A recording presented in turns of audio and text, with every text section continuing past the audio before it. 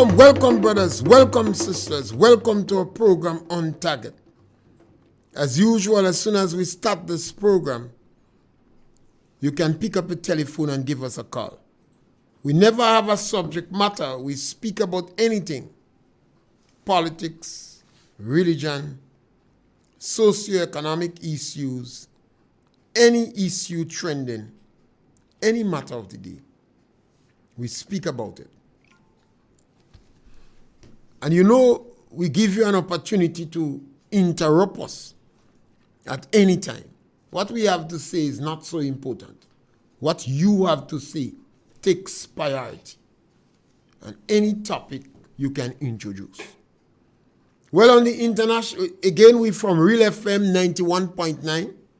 And RealFM 91.9 is active today. We apologize again for not having it yesterday. We only had 91.5. We're on YouTube and Facebook.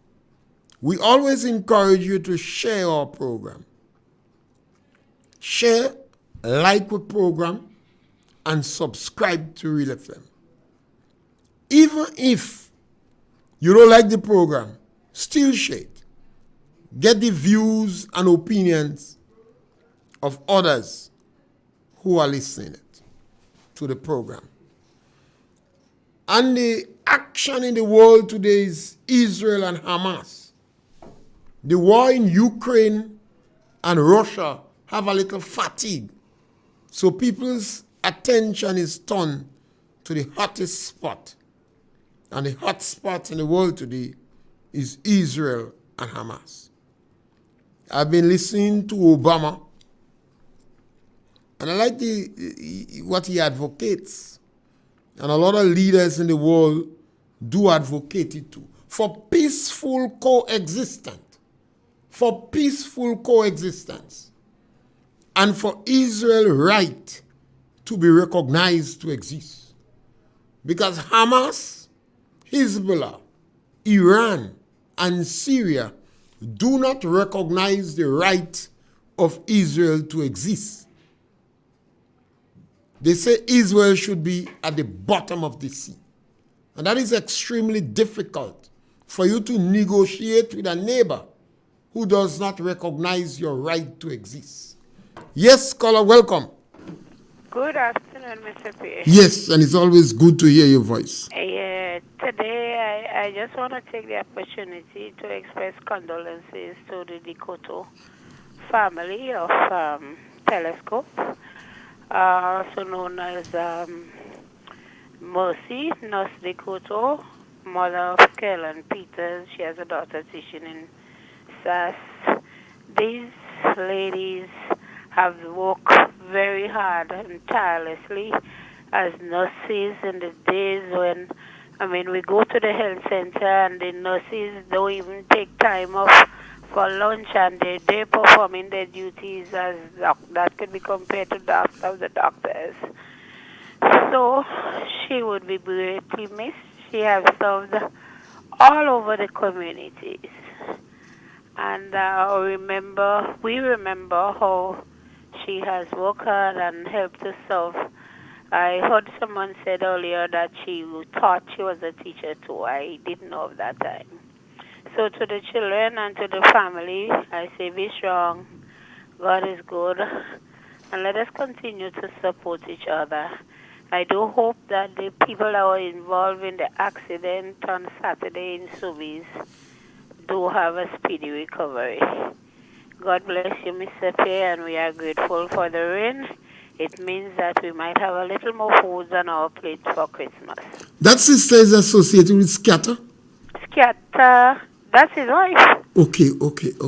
Thank you very much. That's his wife. Yeah, I was in a doubt. So yes, our sympathy goes out to them. And yes. Scatter brother also lost his wife in Paraclete. That is Vonis Thomas, Douglas James. Okay. Yes, his Scatter brother also lost his wife. Okay. She too will be buried tomorrow. Holy Spirit That's Church. That's the lady that used to work at the school? In the school. Very quiet, dedicated, committed individual, strong farmer, family woman. And she worked in the school for a lot of years. Me, sir? I think definitely. And Well, also, they have yeah, served and they have worked hard. yeah, and they're very supportive of the Anglicans, the Catholics, everybody, any community activity you have. These are the kind of silent people. I like to call them Riverstone, Old Yeah. Motel. You never hear their voice, but they're always dedicated, walking, and peaceful people in the community. And they do make an impression. My goodness be, I don't know what communities would be without this workhouse. You know, they're Well, real somebody have to dedicated. take their position. Well, we do hope that other people replace them because these people are peaceful people. They're not in any conflict, always ready to help and committed. And they don't look for no blight. They don't look for no prestige. I know You you don't could even have to just tell call them them thanks. anytime. Yes, you call them on the last minute and they come. I know. Yeah. Have a great day. And thank you for always bringing out the softer part of me because you tend to forget these things, you know. Well, at the end of the day, the country is so small, we all are related, and we don't even know until we meet up in a family reunion. You say, hey, this person was your cousin, or that person is your cousin wife. Yeah. Trinidad is very small. We're a community people. Yes. That is why we used to cherish the maroon and, the Yes, battering. People used to go and chew food from the market. No. If you have potato and I have Carella, you give me 2 pounds, I'll give you 2 pounds.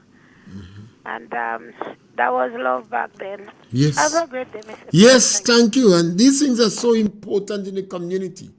In today's community, you have people that are going without a meal. It was never like that in yesteryear. You could have always go by Miss Mary Seal or Cousin Elvie or Betty in Moya. Every community have their strong women.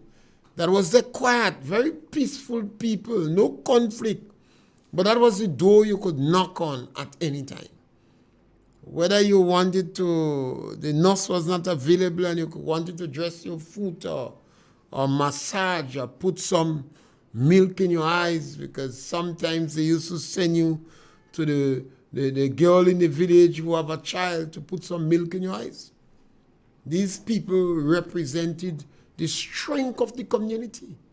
I like to call them the old motels, the Riverstone. They never looked for anything. They really was, a living example and practicality of Christianity. Quiet people in the community. Never look for thanks. Always involved in every effort, every maroon, every praise, every death. They would be there. And sometimes they disappear as quiet as they function. And in only latter years, you miss them.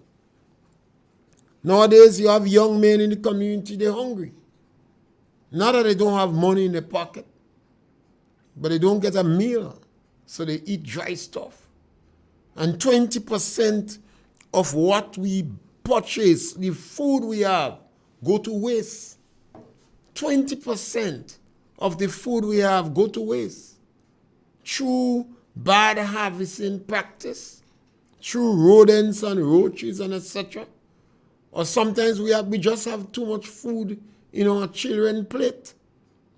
They can't even eat the food we give them. But yet there is a young man or elderly man in the community that is hungry. Sometimes he mouth bad. So you won't give him a piece of food.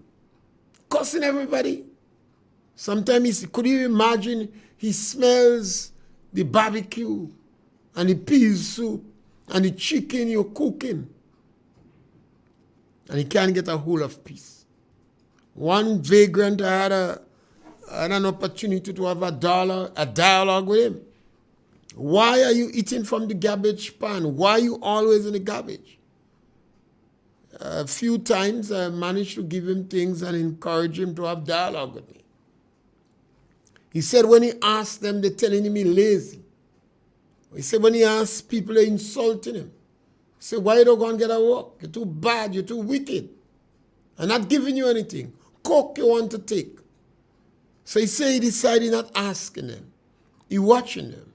And when they throw it in the garbage, he go in and take it. So they can't tell him he greedy anymore. and they can't tell him anything else. It's a way of looking for it. I don't understand. One individual, I had discussion with him. He burned his mattress to cook his food. So he had no wood and he wanted to cook food, so he burned the mattress. And later on in life, they asked him if he wants a mattress again. And he said it don't make no sense because he might burn it again. So he said when he sleep on the cardboard and he want to cook, he could light the fire with the cardboard. And he could always get another piece of cardboard. More and more we have among us, and this is what I call two bouquets of flowers. The one we like to watch, but this one we prefer not to watch it. Our schools is like a factory producing individuals who are not competitive on the job market. They're not competitive, difficult to get a job. Their first offense with the law gives them a record, or they believe they have a record. If you have to have a job with Kenco, or most of the companies now, M&N, I don't know if Coates and Huggins and Hubbards is the same thing. You have to have a police record. So once these individuals come afoul of the law, they don't even going to get a police record. So the jobs that are available, they do not even make an attempt to go for it because the word on the block is you can't get a police record. I was in discussion with a young man encouraging him to go to get a job. And some of his partners asked me if I'm crazy. I said, what do you mean? They say he can't pass by the police station. I asked why. They said he had to get a police record to get a job. And he owed for maintenance. So he wouldn't go to the police station to get a police record. Because he owed money for maintenance. Right in front of our eyes, we have a bouquet of flowers we refuse to watch. We refuse to look at it. More and more we see our young men. And I say you have authority and power over you young men up to about age 14. After that, you don't have much power again. Anything you didn't do between 0 and 14, the die is cast. By the time the young men reach about 14 years, they're changing. Puberty stage coming. They turn in manhood. And sometimes these changes, the parents can't deal with it. The schools can't deal with it. Yes, caller, welcome. Hey, good morning. Yes, good my afternoon, brother, Mr. Pierre. welcome.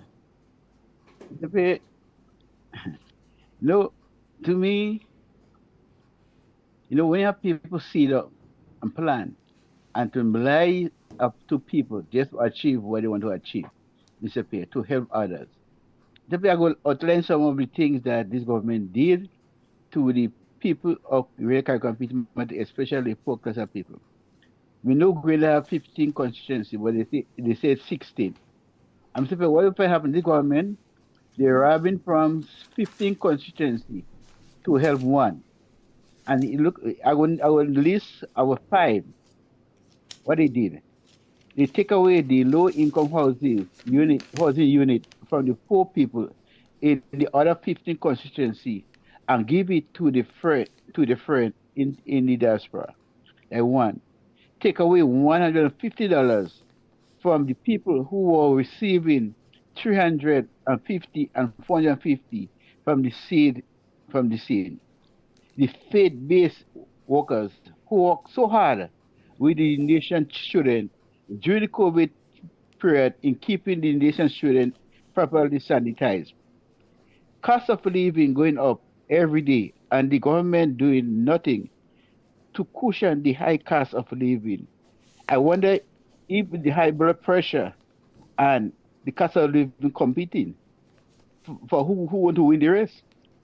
Right? I'm surprised when you list all what I mentioned there, what the government is doing, they're taking away they're stealing from the poor people to go away, Mr. Pierre, to have gala party, big gala party to the friend.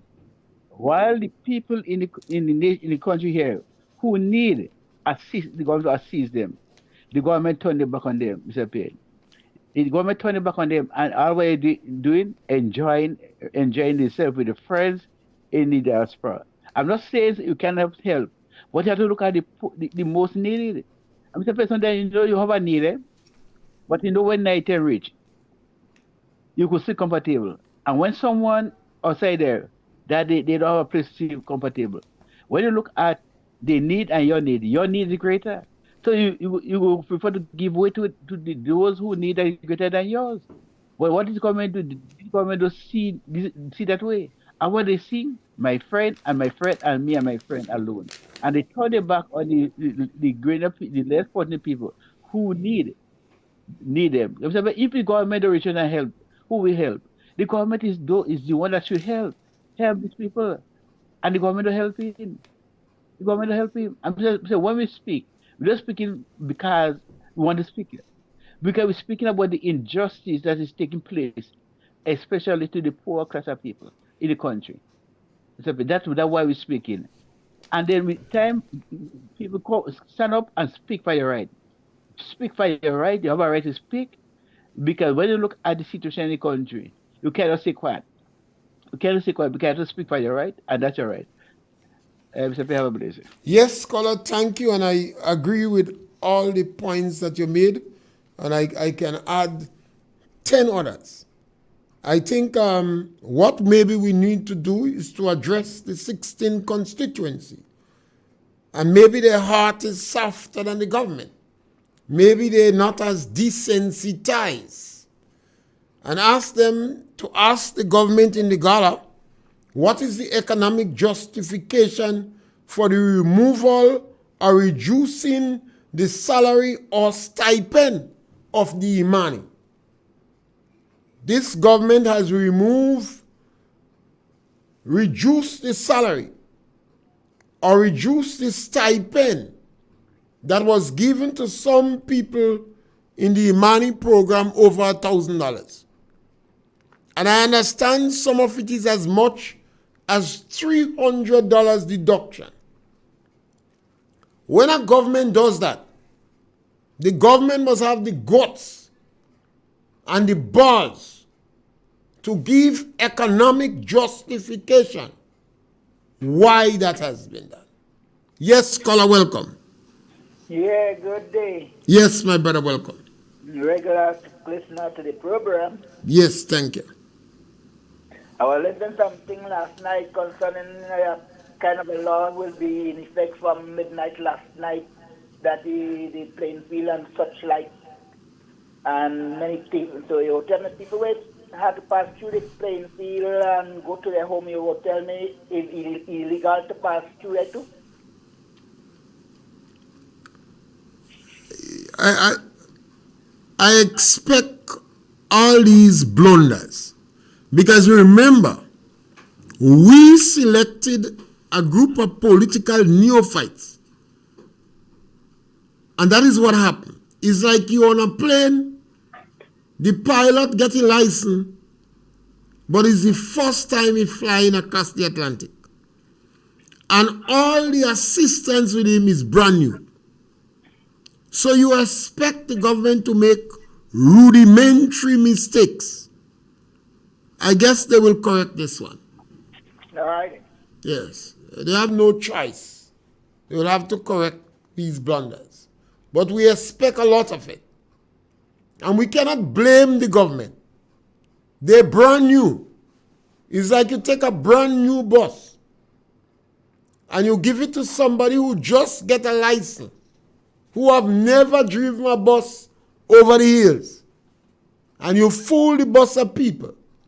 And the conductor is also brand new. That is what we have in Grenada here. We cannot blame the government for that. We selected a brand new government with a brand new conductor in a brand new bus with Grenadian citizens. So we expect them to make basic rudimentary mistakes. We're going over the hills and we don't know if how they're going to make out hit me easy. There is a hill a corner over the hills you call Hit Me Easy. And if they cannot engage it, you have to pray other vehicle is not coming in the opposite direction. That is the government we have. Now, we could ask the people in the diaspora why the government reduced the $150 from the elderly and the physically challenged instead of giving them the $650 they promised. The diasporian may be able to answer. Why is it the government reduced the $150 from the elderly and the physically challenged instead of giving them the $650 they promised? The $650 they say the World Bank advocate they should be given. We could even ask the people in the diaspora to ask the Prime Minister and the other ministers and ambassadors and some of the NDC heavyweight that travel from Grenada just to go in the gala. Even if the cameraman, the photographer, it's better to say the photographer, that is the professional term. They could ask him, why is it the Ministry of Agriculture fired 31 workers from Grandma Estate? You know what is sad about these workers? The Ministry of Agriculture set them up. The minister and the permanent secretary visited the estate. They complimented the workers for doing a good job. They praised them.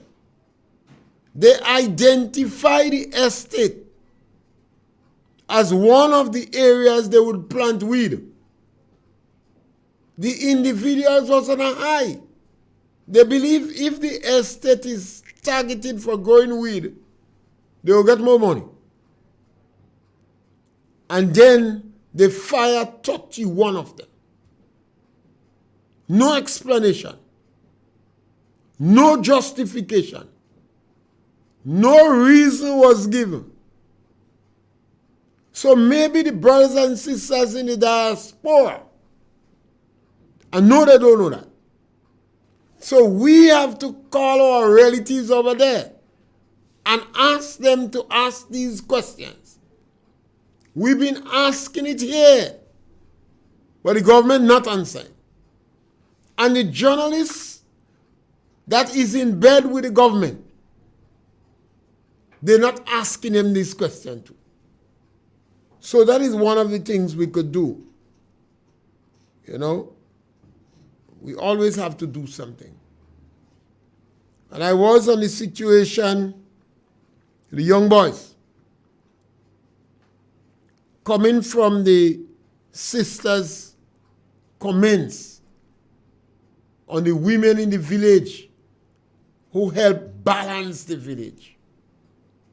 There was hardly ever a hungry male in the village when we had these women there. But now even some of our young boys, when they reach the age of puberty, 13, 14, 15, 16, well, maybe 17, late developers. That is the period when you have the most challenges, particularly in household led by women. Sometimes they have children from different men. Sometimes for the first time, they wish the father could intervene in the child's life. But some of the fathers say, you spoil him already. I'm not going to interfere. So these young boys reach the age, the turning point, the voice breaking. And they wake up one morning and they're hungry. They want food. All of a sudden at this age, generally, a lot of the males want more food. They eat all the cheese and women cook less now. These are not the days when women used to cook plenty. They cook less now. So the boys eating what he don't have in the fridge. They forget to leave for those who they would have prepared for before. And some unnecessary conflicts arises in the home. That sometimes the women is challenged and they don't know how to deal with it. Go and ask the women in the tuck shop in the schools. You don't have to believe me when I speak, I encourage you to do a little research. The research you do is not to write book, but to have the courage of your conviction so you could speak. Ask the women in the tuck shop in the schools how aggressive the boys could be when recess time comes. They don't joke.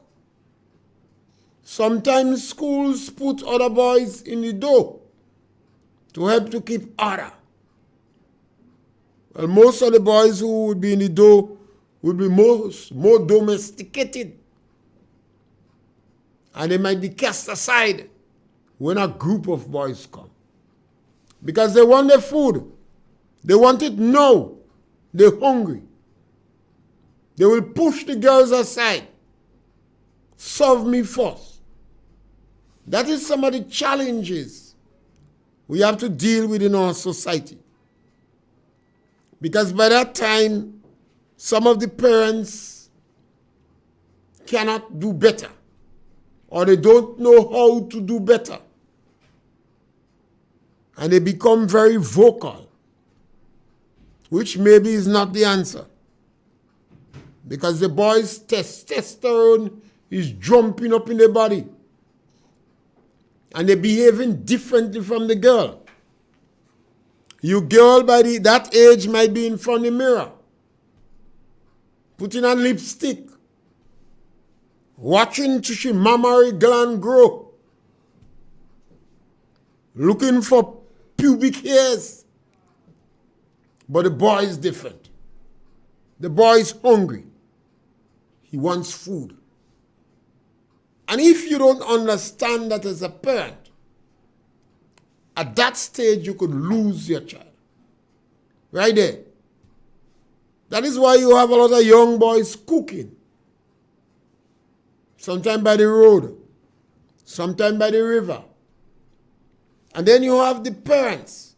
And I always tell you, I consider anybody over 18 years old that can influence your child as a parent. So the guys on the block is a parent too. That is a rougher crowd, but a very influential brotherhood. And at that age, you could lose your kid. Sometimes the teachers in the school have challenged too. Most of the schools, I don't know, perhaps 80% of the staff are teachers. Sometimes your boy never encounter a male teacher in a primary school. All the teachers that teach him is female. And sometimes by the time he reach 13, 14 years, the female teachers afraid him. They get rough. They want more food. Remember, we don't have groups in the school no more. Or perhaps I should say, very little or very few groups in the school. So they don't have groups they can be in to help expend the energy. And it's a challenge. Now, if we don't address these things, and if we don't deal with them, it's like a factory producing individuals that will sow discord, that will challenge the status quo, that will give the police immense problem, that will contribute to the overloading of our prisons. You know, our psychologists and our sociologists, I always take issue with them. They shut them out. You're not hearing them saying anything. The music is kind of rough and crude. It's not very romantic. It's not encouraging. It's rough and it's crude. Now, we have a number of examples in the Caribbean. You know. We seem not to want to pay heed to it. The few parents that understand that, they make attempt to manage it. They make certain at that age that boy have enough food to eat. They make certain at that age they involve in a lot of activities. The boys might be involved in karate, playing music, involved in different sports, active in the church. So they have a lot of activity taking place to compensate for the testosterone level in the body. That is the few people who understand. Maybe about 15-20% of our children, parents understand that. So their children are very active, very involved. While some of the people very agricultural in their expression. And they don't have a history anymore of cooking. And 60% of the household are led by women. And the schools fed up with the children. And this is not the time when we have many groups. In yesteryear, we used to be going on hikes. The children used to be going on hikes. Then the forage club, the scout troop, the cultural clubs, football and cricket, table tennis, volleyball, and number of groups was in the school. Today, ask yourself how much groups we have in the school. How hard it is to have a table tennis board in a school. A sheet applier too. If you don't want to make stand, you could put them on the back of chairs. How hard it is for schools to have table tennis board. It seems that there is a war on against the people in the lower income group. War on. In Trinidad, the trade unions tell the teachers, don't go and settle conflicts. Don't involve. When you see fights, stay away from it. Don't go and settle conflicts. In Trinidad, protect yourself. 90% or more of the fights never mature because of the teacher's voice, because of the teacher's involvement. Maybe you had one or two incidents where a teacher was roughed up. So the trade union tell them, don't take part. Guyana is the same thing. There was one incident in Guyana and the teachers was protesting. Even if the government tried to send the child to another school. So you find that level of hostility against our children from our own people. 70% of the children that exit school in Grenada cannot meet the minimum requirements. I say in Grenada, and I receive the wrath of those in the education system. They don't agree with that. They cannot challenge me. But they don't agree I should say that. They know it's the truth. But we seem not to have appetite for the truth in Grenada. So we have to tie the truth behind them. Every time they turn back, they must see the truth staring them in the eyes. 70% of the children that exit school cannot meet the minimum requirement. Well, the percentage of boys is so shocking, you wouldn't believe. All the prisons in the Caribbean are overloaded. All the prisons. And you could go around and seek the statistics. The majority of people in the prison did not have a good education. They left school without meeting the minimum requirement. You don't have to be. There is no excuse why that should be so. Except we have a mentality of profiling our people and treating them bad. It's not getting better.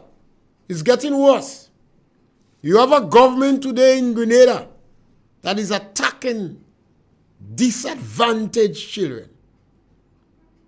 You have a government in Grenada today that is robbing money from the elderly and physically challenged. You have a government in Grenada today that reduces the money that Imanis get without any justification, without any reason. They do it quietly while they intimidate these individuals, threaten them. These individuals believe if they open their mouth, they'll be fired. So I wait about 1 month. So it'll be difficult for them to trace where I get my information from. I've said on many times on my program, if you're working with government, you shouldn't call me program. If you are young Imani, you shouldn't call me program. Listen to it, but don't call it. Because it's easy to recognize voices in a small country. And you may be penalized for it. Because the government set up a whole ministry for political mischief. No other reason. Political mischief. And some of the individuals that had considered themselves, yes, caller, welcome. Good afternoon, Mr. Pierre. Go right ahead. What I'm going to say, if you have any money that's not working, there is somebody I know that wants somebody to sleep with them only in the night. To sleep only in the night. So if they want the job, they could call 444-2782. Which parish? St. John's, Guelph area. Right. So it not go for Emmanuel or anybody. Isn't it? All right. The person is saying that somebody wants somebody to sleep with them. 444-2782. They want somebody to sleep with them. I don't know the details. The parish is St. John. They give a telephone number, 444-2782. They want somebody to sleep with them. She say if you do not have a money and not working, so you could take up the challenge. If you want the job, you could find out about it. That's the reality. You see, when you have these challenges in Grenada or in any country, your well-trained professionals supposed to be addressing it. But when you have a government that is practically so desensitized and so hostile against this group, then you expect worse to happen. That is why I speak about these things with great regularity. We could change these things. We may not be able to change everybody, but we could make certain that we minimize the chance of our children falling in that area. The government doesn't care. The government removes money from physically challenged people. The government removes money from the elderly. The government removes money from disadvantaged children. The government dropped the pay of some people who are involved in the Imani program. And it is not new. This government have a track record of doing that. You know that. They removed $10 from the road workers' pay in 2008, 2013. And they fired the Imanis during that period of time. So this is the government policy. Nothing is wrong with that. Because our people deserve the government they have. I take objection because the government disguises the policy. They trick the people. They lie to the group. If they said, when we get in power, more and more people will have to fend for themselves, one would have understood. But they did not say that. They promised to raise pay to $650. They remove $150 from it. So it's sad. They promised to make the money permanent. They are removing money from the Imani. And the worst thing is, the Imani afraid to squeak because they're likely to lose their job. And some of the moral custodians, those that used to walk around town as if they have accountability, transparency, and good governance, like a gallard around the neck, they lost their tongue. They're in a cocoon. They hush them out. They do not speak. So I'm speaking. And if you want to speak to, you could call me. And you could put any case in hand. We have too much of our young men that seems to have lost the way. And the government don't have any plan for them. In yesteryear, we had the Imani program that employed over 3,000 people in less than a year when the government come to power. We had other programs targeting males because 80% of the individuals involved in the Imani program, about 80%, were women. So the Imani program was not very attractive to the males. So the government then decide to have programs specifically for the males. I can't remember the name of the program. But they had program targeting the males. If you remember the name, call me and tell me. This government doesn't seem to have one program specifically targeting young people. I would like to have the NDC come out with a program that will provide help and assistance for about 4,000 people.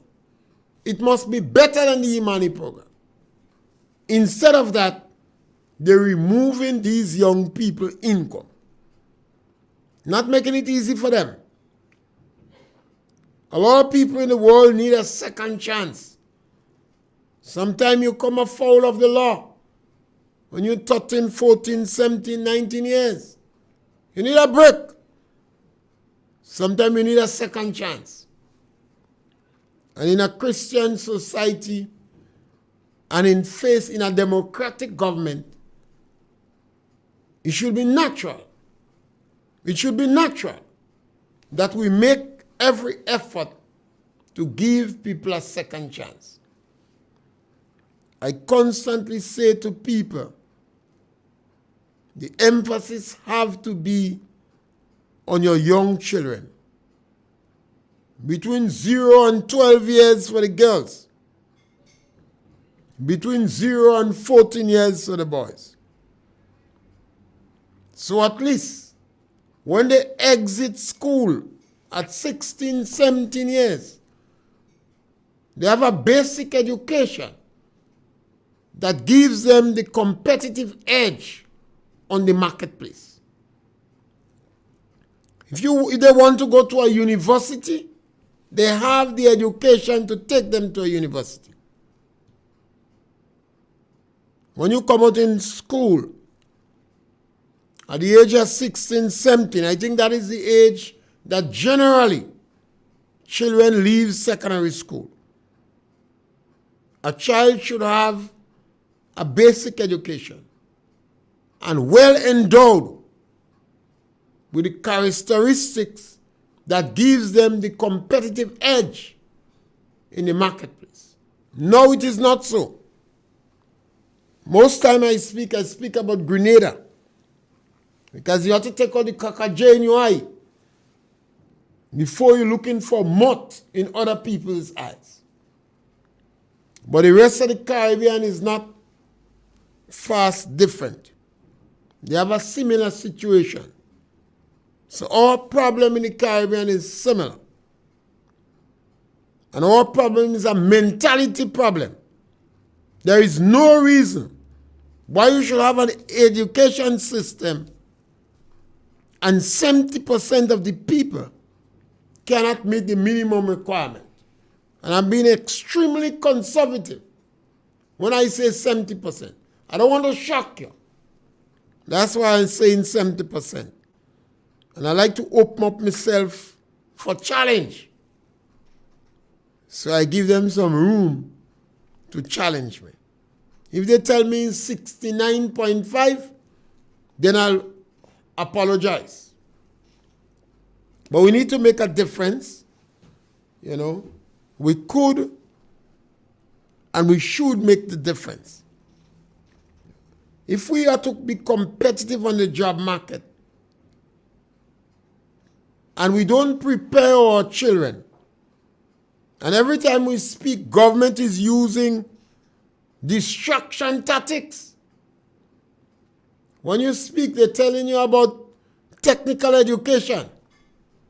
If your child is in secondary school and they don't have a good basic education, they're more likely to struggle in technical fields. They're less likely to be trained at the higher level. They're less likely to get the minimum requirement to enter universities. So when you speak about education and the basic education, and the Minister of Education and government talking about adding new subject matter to the school and technical education, is just a distraction tactics. They don't want that for the child. They're lying. They don't want that for the children. So they shouldn't want it for your child. I encourage parents to make certain by the time your child is 5 years old, you expose your child to a musical instrument. Don't tell me you broke me. You don't broke me. How money? If you can buy an organ or a guitar or a saxophone, buy a shell. Yes, caller, welcome. You have to cut off the radio in the back because you will be listening to a delayed broadcast. All right, so you know? So give us a call again, caller. Next time, cut off the radio in the back. So by the time your child is 5 years old, your child must be exposed to musical instrument. If you want to know if your child will learn music, play music and see if the child dancing. And if the child dancing, they could learn to play music. There are a lot of, the majority of our boys playing jab. And they could blow shell. I encourage them to play jab, but don't turn jab. Some of them believe them is jab, you know. So they play jab so much they turn jab. And that's why I appeal to the women. If the boys could beat drum and they could blow the shell, let them start to teach you 5-year-old. And some of you in a community could come together and create little musical schools. So by the time, yes, caller, welcome. Mr. Pierre, good afternoon. Yes, how are caller. you? Great, man. Yeah, fine, sir. The voice. Yeah, good. Tell me something. Do you agree that the diaspora is the 16th constituency of Grenada? Do you agree to that? Well, they're not the 16 constituency. It's only 15 constituency we have. Well, I know it's 15. They're not the 16. But I hear talking about 16. Yeah, well, I was the prime minister make that statement. wondering, And he seems to be giving more attention to the diaspora than the other 15 in Grenada. well, what he could do, wherever he call in the diaspora, if it's Canada, England, the States, all he has to do is take piece of country from them and join it onto Grenada. I think he giving them attention because the prime minister and his team want to live a luxurious life. I comment to you on that. Listen to me. Next one. Do you hear that children or whoever it is cannot enter any one of the recreation ground in Grenada, but you must get permission to do so? I think this is they would withdraw this thing and correct it because you know. No, because I don't know, because I remember, and you should remember too, because you're old enough to know that. Remember there was a thing in Wester Hall Point. Remember Wester Hall Point? Yeah, with the beach. They block it, and they didn't want people to go on the beach and bathe. Yeah. They had big demonstration. Yes. I hope if this thing comes through, there will be demonstration. No, I think the government that's what happens when you give inexperienced people plenty power with no guidance. And they're arrogant and disrespectful. So they go change that stupidness. The next point I want to ask you. You may not know, but I just feel to ask you. Yeah. Do you have any idea if Spread Jai is back in Grenada? No. Spread Jai, you know who is Spread Jai? Yeah. I know. You know if he is back in Grenada? No, You know Spread Jai already? No, I never know that they paid him a big salary to enjoy himself abroad. I thought that he expects to get money this month. Well, he may. He expect if they paid him, they paid him. No. Well, that's good. We deserve what we get. Yeah, and I think we pick it up and stop crying. Take what you get. Have a nice afternoon, Mr. Pierre. Yes, democracy gives you the government of your choice. I take issue with this government because they told lies. They plan lies and tell the public. They deceive over 3,000 young people. They lie to the elderly. They trick them. They promise them 650. These elderly people forget in 2008, the NDC promised them 450. They use an elderly man to advertise the promise. And the man died. They don't give him the 450. So they did that in the 2008-2013 period. But after 10 years, people forgot. And they offered them 650 this time. And they quote the World Bank to reinforce the promise. And they chastise the previous government for not giving them.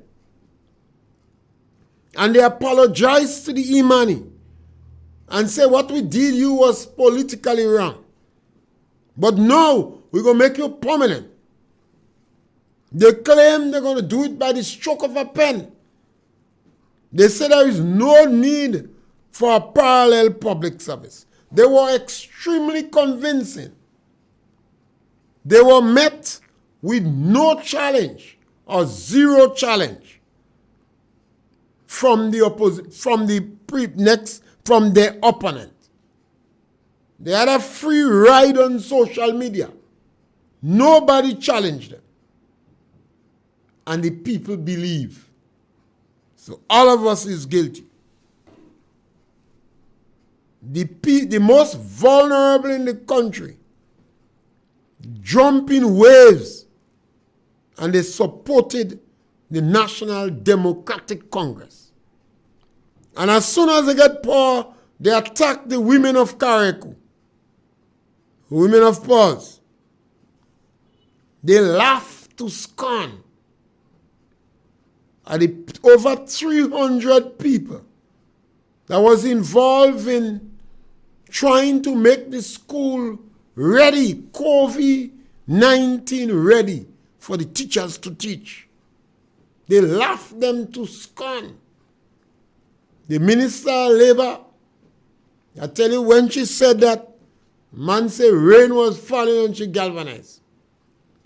The Prime Minister himself dramatized and was extremely dismissive of what the people do. And then they attack the Imani and remove money from the Imani. Unconscionable. Difficult to understand why the National Democratic Congress is so hostile against people of the lower income group. Even the houses, I think this one is the most bitter one to swallow. Is the houses that was dangled in front of the low income people to watch it disappear in front of their own eyes and send them, tell them, go in the bank and get a loan. They know this, the bank don't want to see these people because they are low income. The money they work for, they can't even reach in front credit union though, much less to the bank. And some of these houses is promised to the individuals in the diaspora. And this government is enjoying themselves and having a good time. And that is why I ask people to research Leopold II.